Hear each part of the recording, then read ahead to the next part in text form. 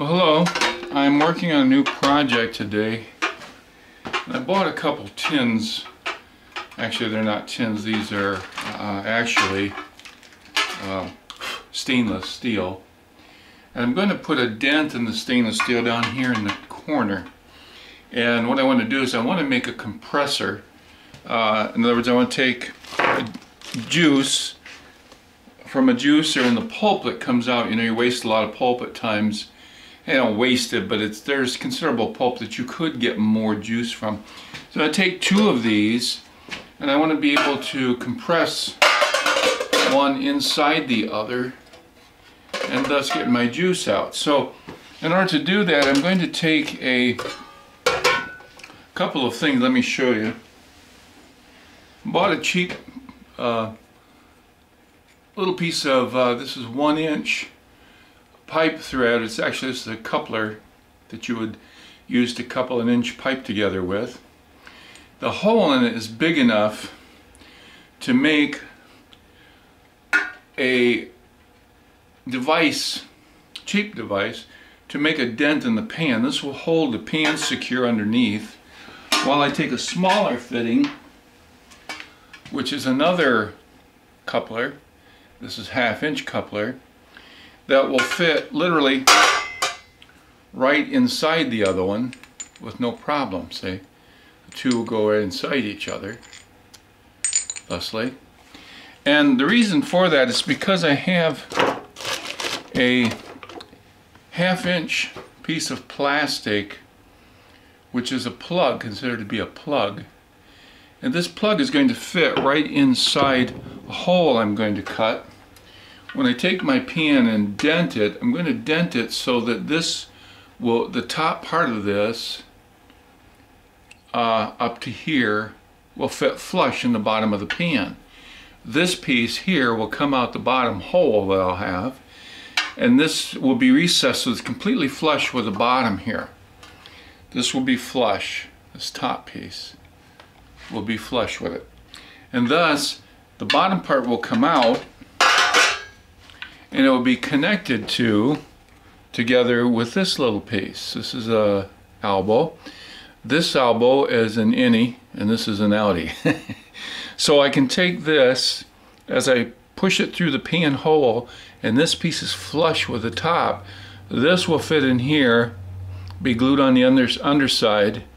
I'll drill a hole through here so the juice can come out. It'll come out this end into this coupler,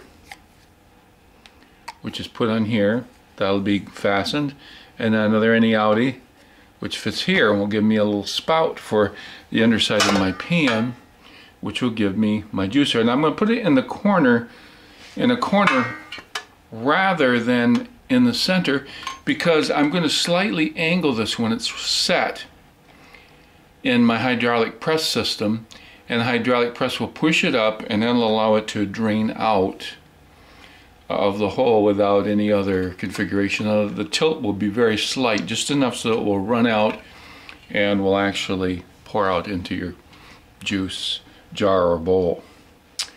So once I get these together, I'll show you the next step, and we'll see how it works. We've taken our pan, this is Tim Welsh, and we've kind of put a little dent in it, as you can see there.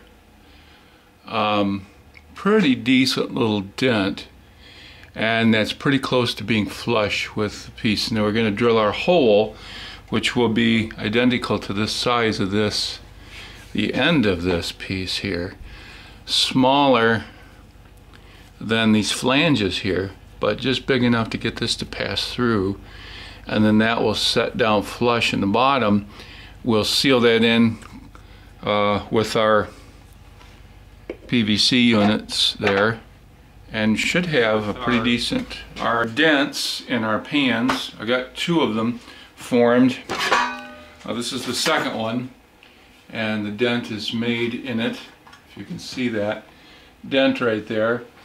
And then we decided that the hole we need to dig or cut into it is 7/8. So in order to make this work out well, we want to center it. So we're going to take a punch and put a punch in the center.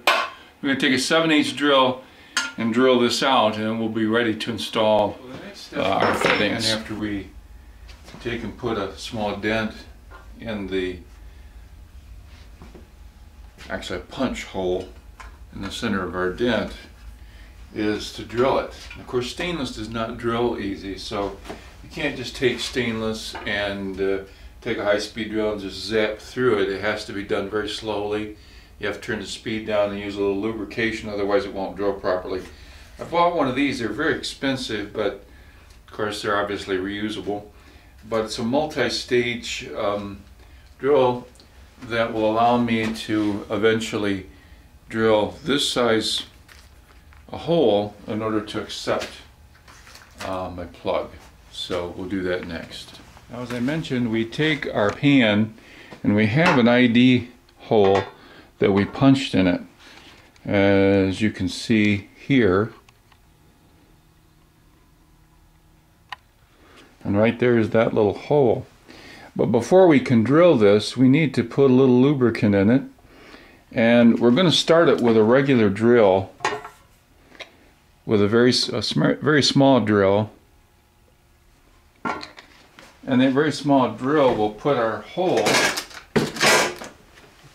And here's the drill we're going to use.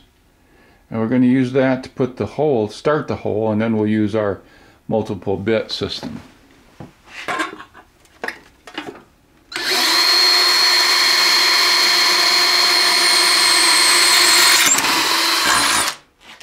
There we go.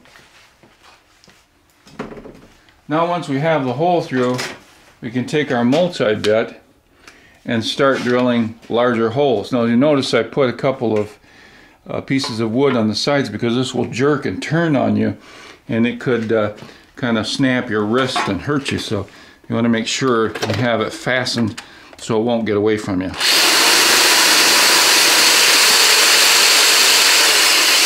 I went down one depth, see? Got a larger hole. And keep it lubricated. See how it gets hot, smokes? And we'll just put a little more.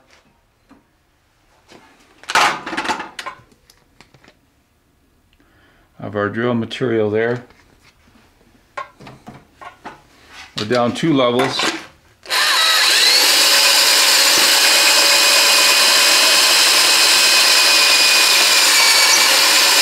3 levels, and 4, and 5. Let it cool off a little bit. Run some more of that lubricant right over there.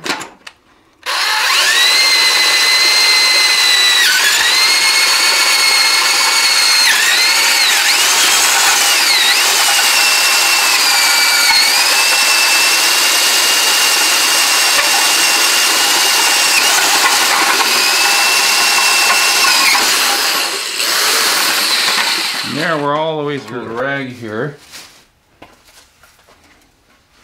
Most of that residual material out of there. There's our hole. And now we'll get our other fitting, or our fitting, and we'll put it together. After drilling our hole, we can then take our piece and fit it in, and of course the top sits nearly flush with this surface. Now we can take our other pieces and we can glue these together, say, and make our spout. Of course, we got a couple